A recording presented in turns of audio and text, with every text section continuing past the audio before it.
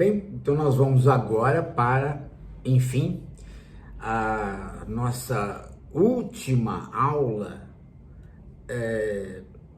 sobre Freud. Não é a última aula do curso, a última aula diretamente sobre o Freud. Nós, na aula passada, nós tínhamos mostrado dois planos digamos assim, no filme que o Freud apresenta, tendo como seu personagem principal a alma. Dois planos que precisavam ser conciliados, que é o plano onde o Freud trabalha com inconsciente, pré-consciente e consciente. Este é um plano. O outro plano, Freud trabalha com o eu, o isso, ou o id, né? E o supereu. Então, esses dois planos são planos que, às vezes, você pode conversar sobre eles separadamente.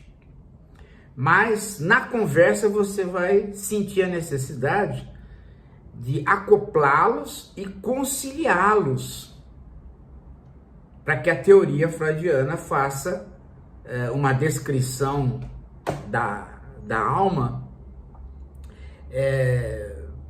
sem pontas, né? Sem grandes conflitos interiores, né? Que a teoria seja redonda. Agora, isso do ponto de vista da descrição, sem contar a gênese, porque você precisa mostrar como surge o eu, o isso e o superego nestes planos do inconsciente e do consciente. Então você tem que ir para uma espécie de ontogênese individual, você tem que ir para história do indivíduo, história da alma, do indivíduo, tá? Então aí, o ponto de partida no Freud continua sendo as três instâncias. Você tem o inconsciente, pré-consciente e o consciente. O inconsciente, ele é, digamos assim, a própria instância psíquica. A consciência é um elemento pequeno da inconsciência na alma freudiana.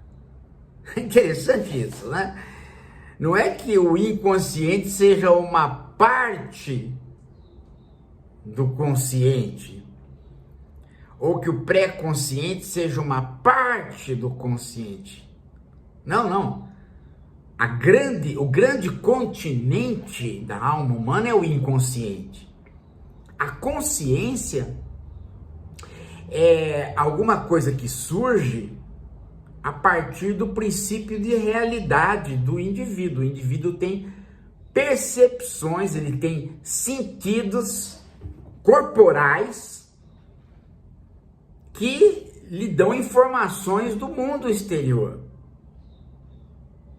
E isso vai transformando o indivíduo para uma abertura em relação ao mundo exterior e as próprias percepções dele em relação ao mundo exterior.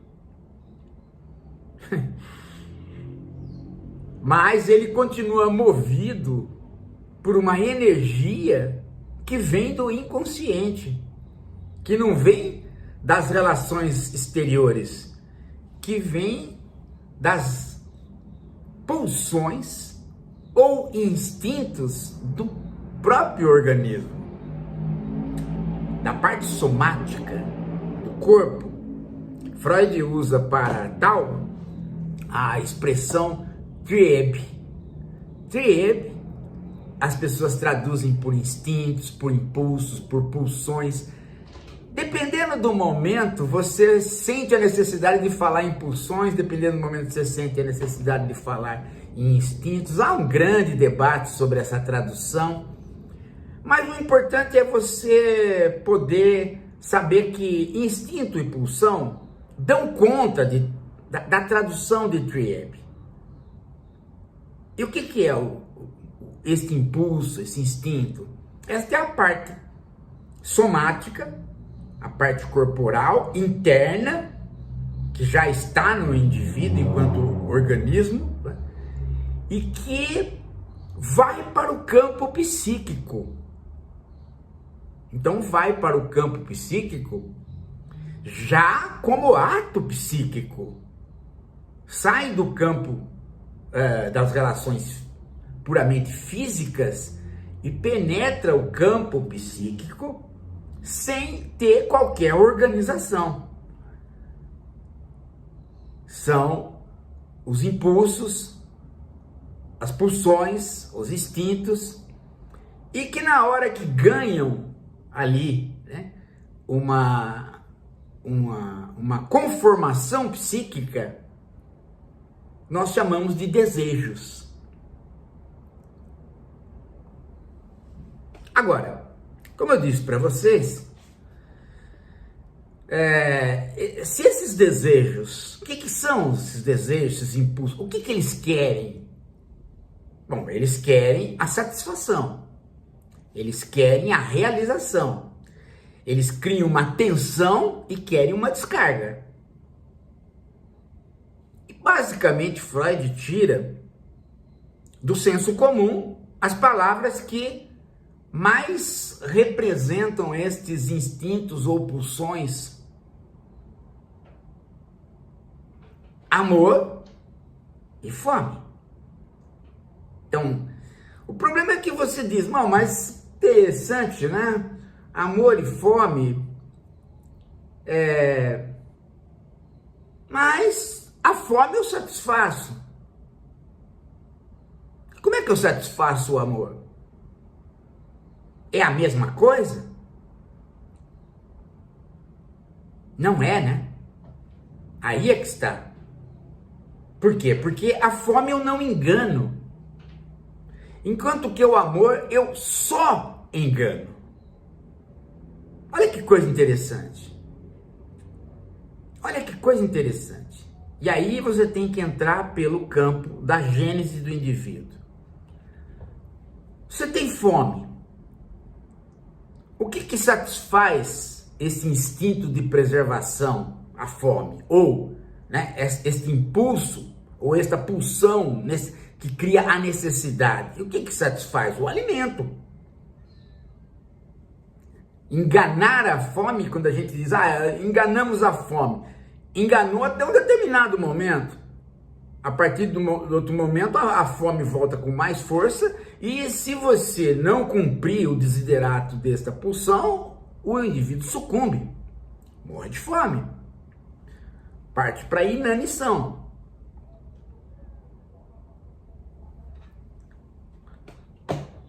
O que o Freud notou é que o outro instinto, ou a outra pulsão, o amor, ou digamos assim, né? O amor autêntico, que é o amor erótico, o amor sexual, até porque o amor terno e não sexual, ele deriva do amor sexual, deriva da pulsão sexual. O Freud diz, caramba, esse aí, como é que ele aparece? Como é que ele surge? A fome eu sei como é que ela surge, dá aquela sensação de vazio que você precisa ser preenchido. Mas e o amor? A pulsão sexual, a pulsão erótica? Bom, surge nas zonas erógenas. O corpo todo é uma zona erógena, né? Mas há zonas erógenas que são mais facilmente identificadas. E quem é que as desperta? Quem é que as desperta? Ora, É aí que está a questão, né? O despertar das zonas erógenas, mesmo quando há um prazer do órgão, mesmo quando o prazer é específico de um órgão, ela é despertada normalmente por quem cuida do bebê. A mãe, a babá, o pai, são pessoas que tocam tatilmente o bebê e despertam essas zonas erógenas,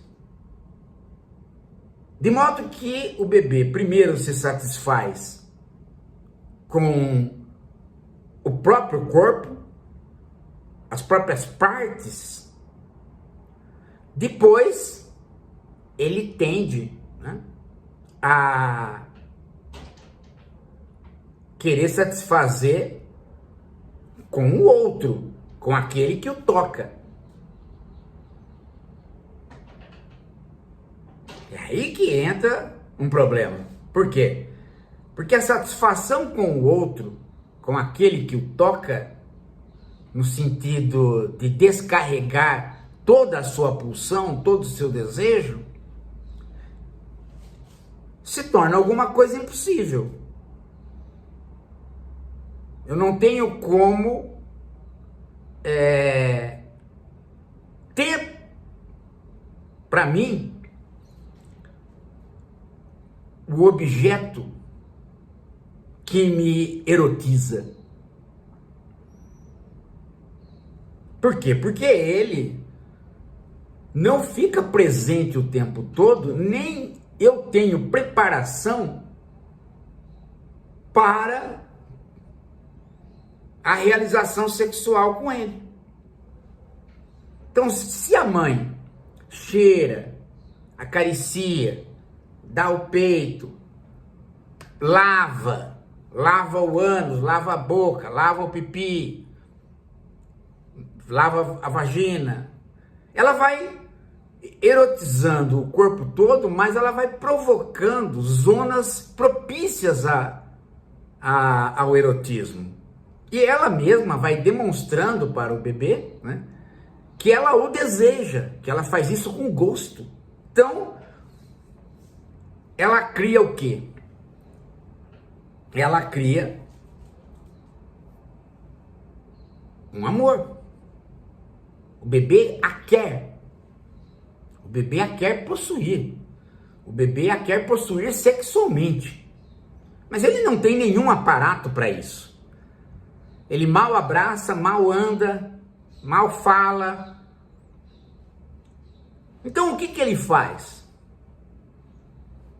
Ele cria, né, uma fantasia em relação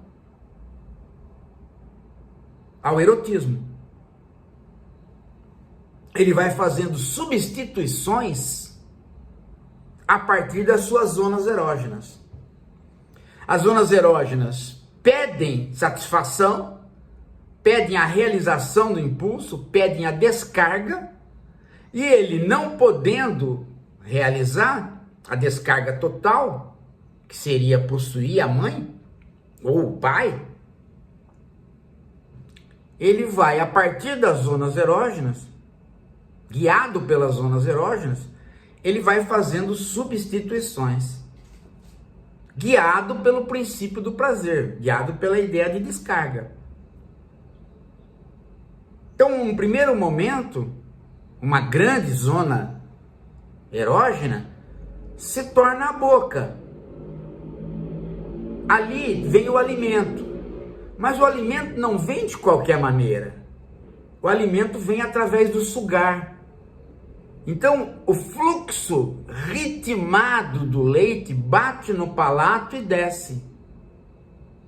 Então, este ritmo vai ser imitado depois, sem o leite, já não mais em relação à fome, mas em relação ao prazer do órgão, com o dedo. O dedo bate no palato e volta. Bate no palato e volta. a sucção dá o mesmo ritmo do leite. Então, o importante para a satisfação de uma zona erógena é que o objeto mudado, era a mãe, era o seio, virou o dedo, que ele mantenha o mesmo ritmo. O importante, portanto, é o ritmo. Aliás, você pode até pensar numa grande cosmologia, onde todo o nosso prazer só funciona a partir do nosso engajamento em ritmos. A mesma coisa vai acontecer com outra zona erógena, também provocado pela mãe, né? Que é o ânus. O ânus também vai desenvolver uma ideia de prazer pelo ritmo. Você segura as fezes e solta. Segura e solta. Quando o bebê aprende a fazer isso, ele passa a ter prazer anal. Depois, as zonas erógenas, a boca não desaparece, nem o ânus, continuam zonas erógenas, o corpo todo continua erotizado, mas uma terceira zona erógena, também provocada pelo contato,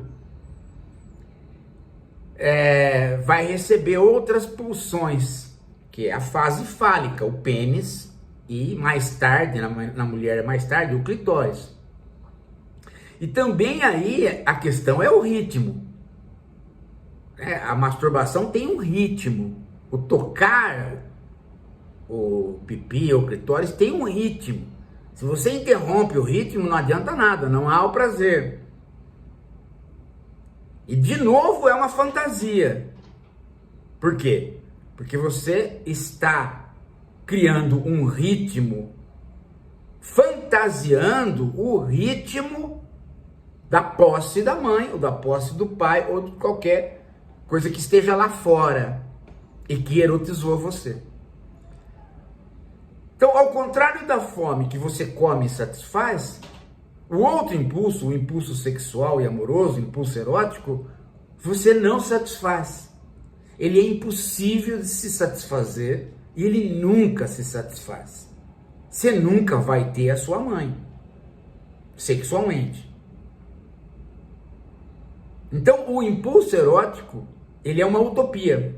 Ele mira uma utopia. E ele vai sendo satisfeito por partes, pelas zonas erógenas, que vão encontrando satisfação em substitutos que são fantasias no limite do corpo da mãe, também erotizado. Porque não adianta você querer desejar a mãe se a mãe não te deseja. Você a deseja a mãe que te deseja. É o corpo erotizado, desejante, que é desejado. Portanto, há uma reciprocidade do amor desde o início. O amor erótico, ele se dirige para as respostas positivas. Alguém erotiza você. Então não é aquela pessoa que lava você assim, ó. Não, é aquela pessoa que lava você com carinho. Essa é a sua mãe. Biológico ou não biológico, sei lá quem for, mas essa é a figura da mãe, que mostra desejo por você, e você responde com desejo. Ela, mãe, ela provoca aquilo que você tem de melhor, e você guarda isso, como bebê. Fala, fui provocado no meu melhor, fui provocado nas partes que me dão prazer. E quem me provocou foi este toque e não aquele. Então eu desejo este. Só que eu não posso tê-lo, eu não estou preparado para ter nada. Eu sou uma massinha ali, né? Que não fala, não anda. Então o que eu faço? Eu crio fantasias. Eu vou fantasiando. Esta fantasia, né? De que maneira? Ela é inconsciente, ela pertence ao campo que eu não tenho consciência, mas ela, né, satisfaz em parte os impulsos sexuais a cada zona erógena que é chamada a se manifestar. E isso se completa até 5, 6 anos no máximo. Todo esse período. Bom, nesse período, a criança já começa a falar, já começa a andar, já está pré-escolar quase. Então se completa todo esse ciclo. E lá pelos 3, 4, 5 anos, a criança, às vezes mais tarde, às vezes mais cedo, mas lá por essa idade, a criança começa a manipular o pênis para tudo quanto é lado. Menino. A menina vai fazer isso bem mais tarde por outras razões. Nós não vamos entrar aqui no complexo de Édipo feminino, porque ele tem aí umas complicações, aí ficaria muito estendido. Eu não quero entrar nesses detalhes, eu quero é dar um conjunto da ideia de alma. Bem, mas enfim, aí o que acontece? O menino manipula esse pênis para tudo quanto é lado, mostra, e tem prazer. Ele tem prazer parcial, ele está fantasiando. E aí, né, há historicamente toda uma repressão em relação a isso. Olha, não toca o pênis, não mostra, não faça isso, né? E você vai perder esse pipi, o gato vai comer, o médico vai cortar esse pipi, você ficar mostrando. Mesmo que você não fale nada disso na sua casa, isso está no ambiente da cultura. E mesmo que não estiver no ambiente da cultura, o fato é que, diferente da boca e diferente do ânus, esta zona erógena, o pênis, ele tem um fluxo sanguíneo que lhe dá uma característica de autonomia, né? De autonomia. Ele começa a se pôr como um objeto destacável. É como se você tivesse uma parte do corpo que não fosse sua.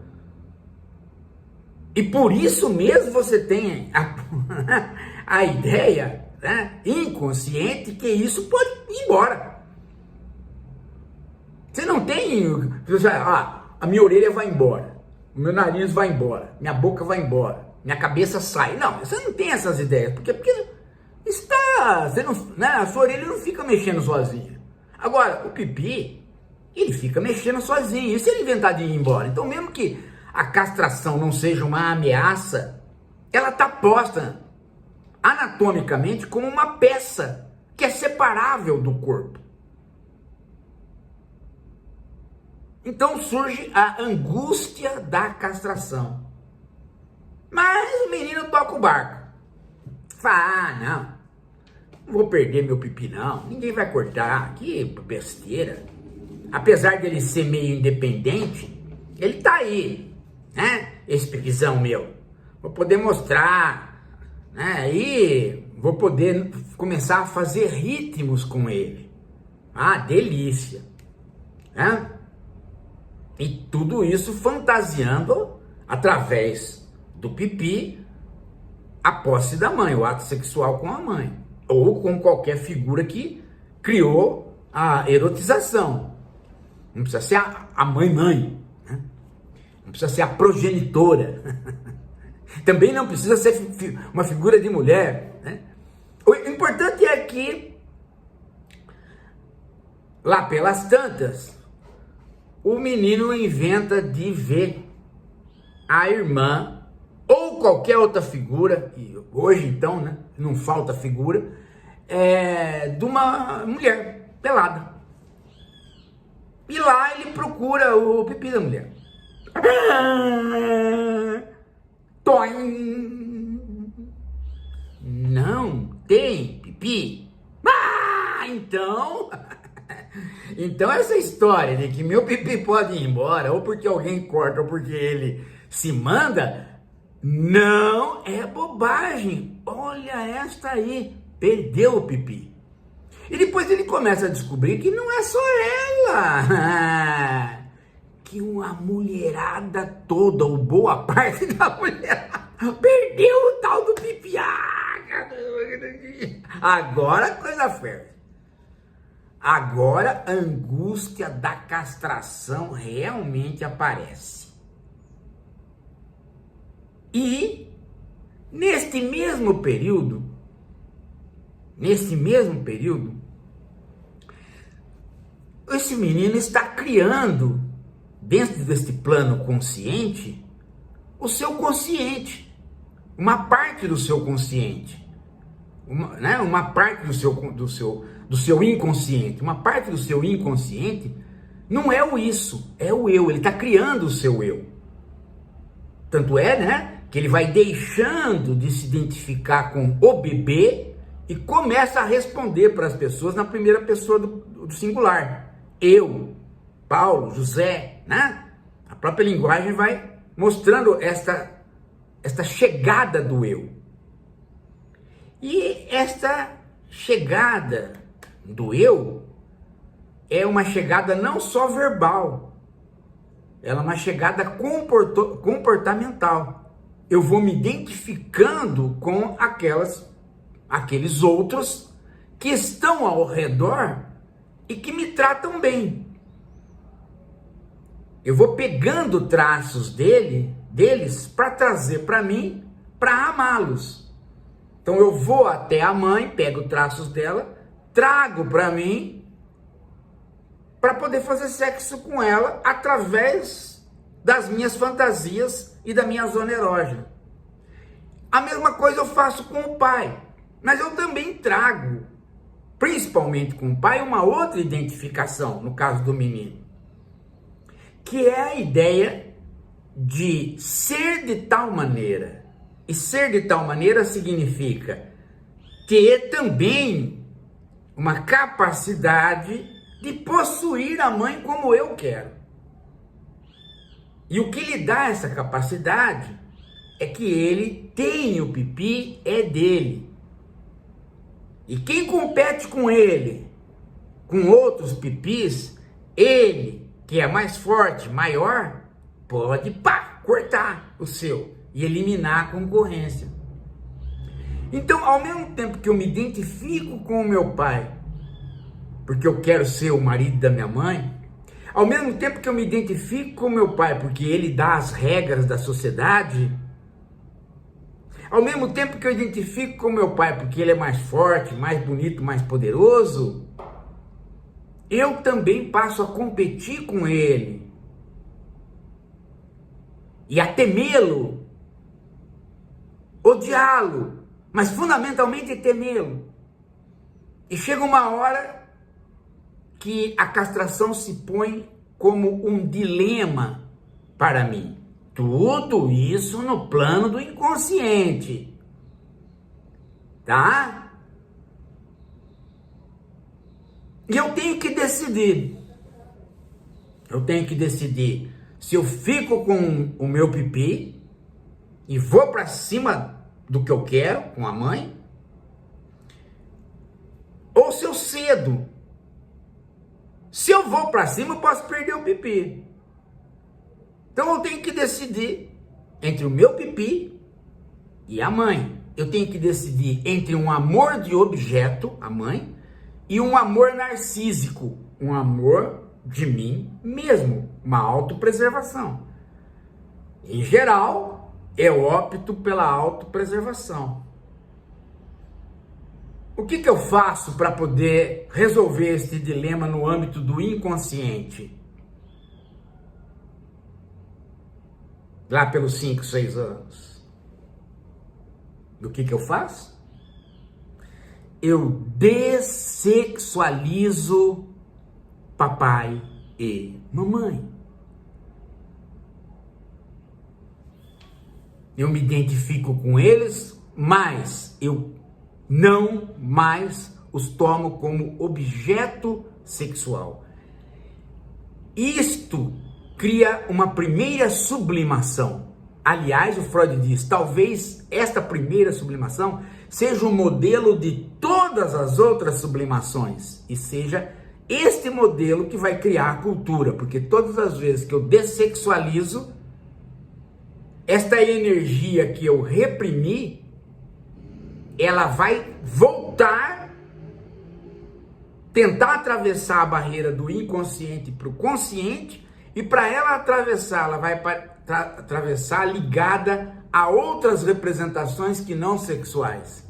Eu vou me servir desta energia transformada, associada a representações não sexuais. Eu dessexualizo, acoplo essa energia do inconsciente, do id, ao eu, ou me mantenho ainda inconsciente, mas o importante é que a representação, a ideia, com energia, não está mais objetivando o sexo. Está objetivando ainda prazer, mas prazer sexual transformado, sublimado. E toda a produção cultural do homem, toda a civilização nada mais é do que realizações através dessa energia sublimada.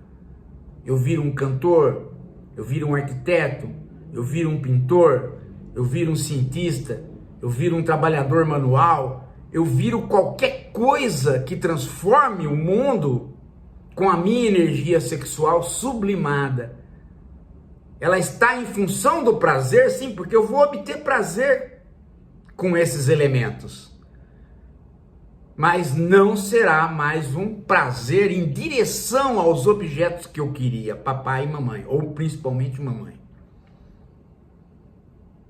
O resultado dessa sublimação é tão forte neste primeiro momento que há o fim da sexualidade infantil, digamos assim. Aqui termina o período da sexualidade infantil, entra-se num período de latência, onde a sexualidade da criança praticamente entra num dormitório, ela hiberna e ela volta a aparecer na puberdade.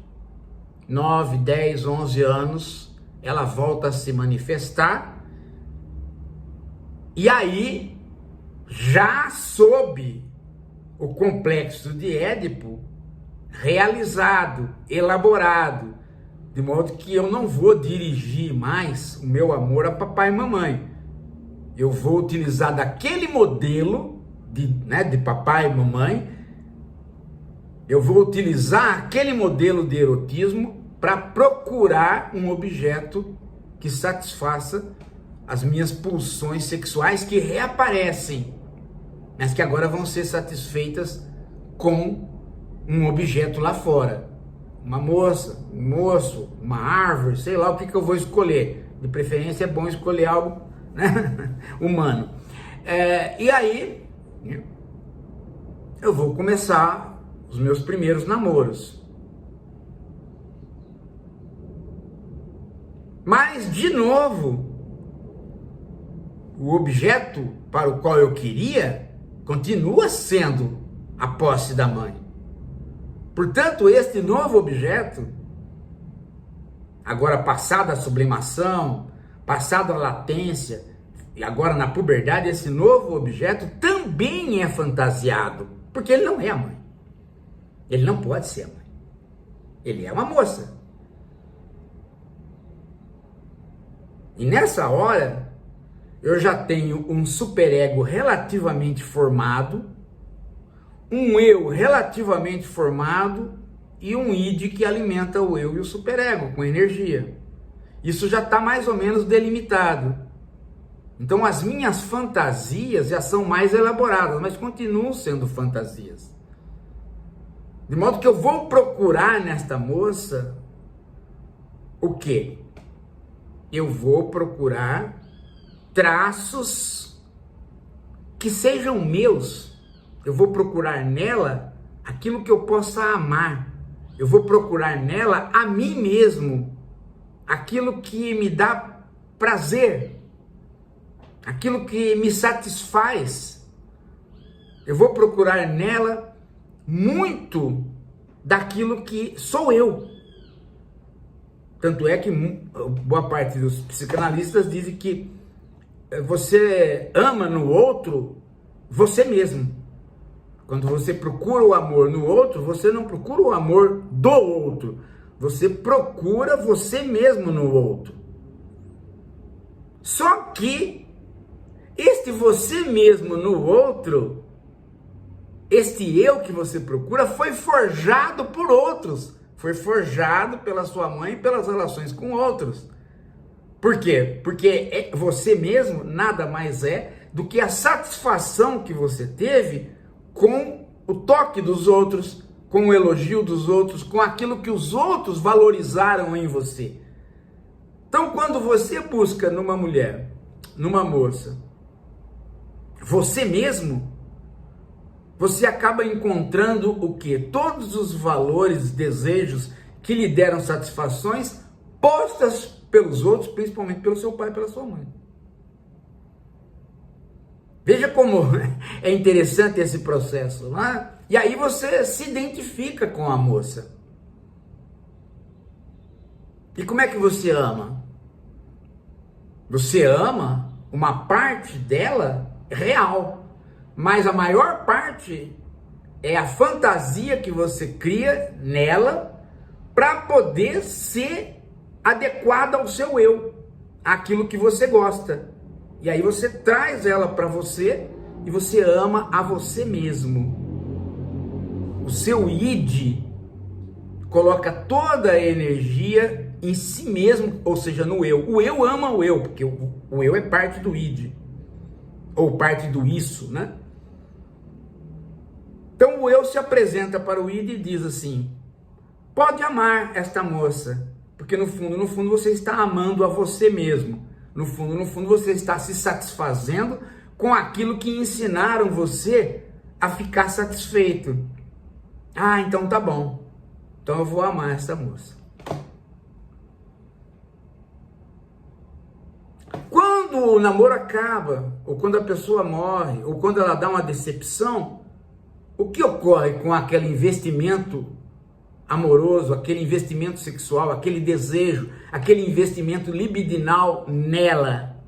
Ele se recolhe para você e aquela parte de fantasia que já existia é ampliada, de modo que o id agora ama mais ainda aquele objeto perdido. E ama tanto nesse primeiro momento da perda que vai conformar o eu, ou seja, vai dar mais uma camada para o eu ser o eu, de modo que o eu, durante a vida, vai sendo um precipitado de perdas amorosas de todo tipo.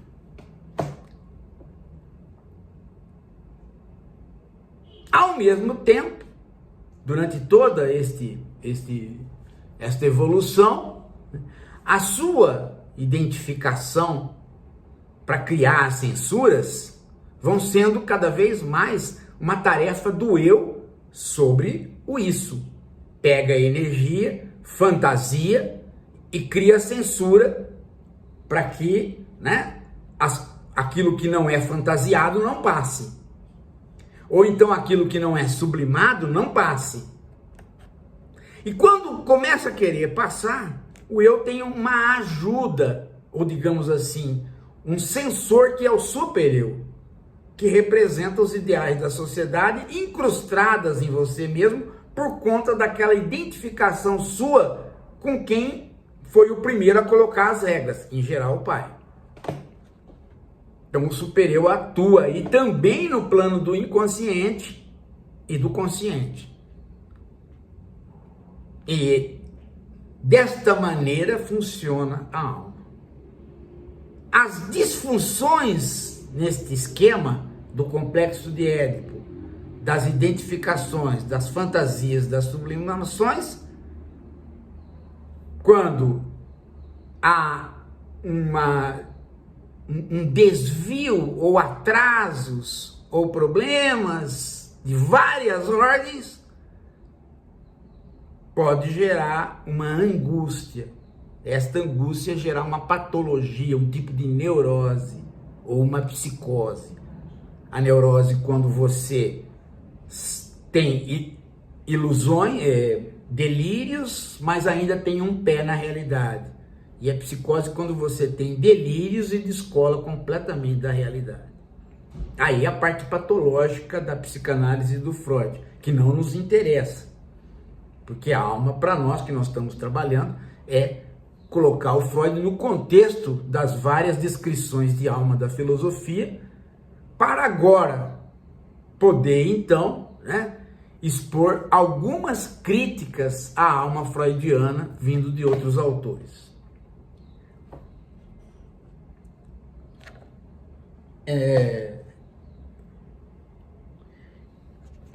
Em especial,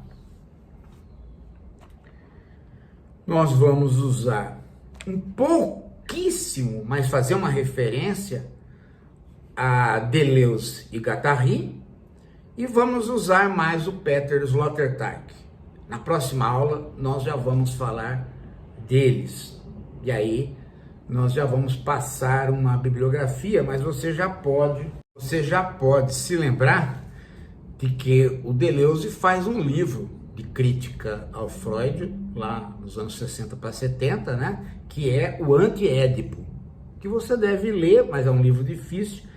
E nós temos aqui pela editora do Cefa, do Bruno Cava, que é um estudioso desse assunto, o Anti-Édipo e a psicanálise. É importante este livro, de você ler, né? Os do Peter Sloterdijk, criticando o Freud, esse eu vou passar para vocês também nas próximas aulas.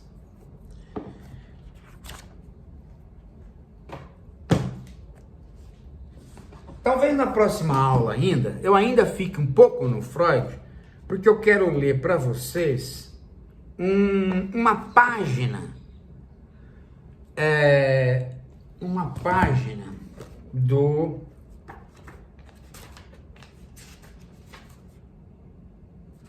A Dissolução do Complexo de Édipo, de 1924, que está no volume 16 das obras completas do Freud, tá? Então acho que eu ainda vou voltar na próxima aula ao Freud lendo esta página, e depois a gente vai para o Deleuze e finalmente para o Peter Sloterdijk. Então ainda tem muito no nosso curso. Espero que você esteja gostando. Você está percebendo que o nível está subindo, né? Está exigindo mais de você, mas se você vai acompanhando as leituras, você a esta altura do campeonato está fechando um quadro bastante interessante para você estudar. É isso. Gostaram? Até a próxima aula.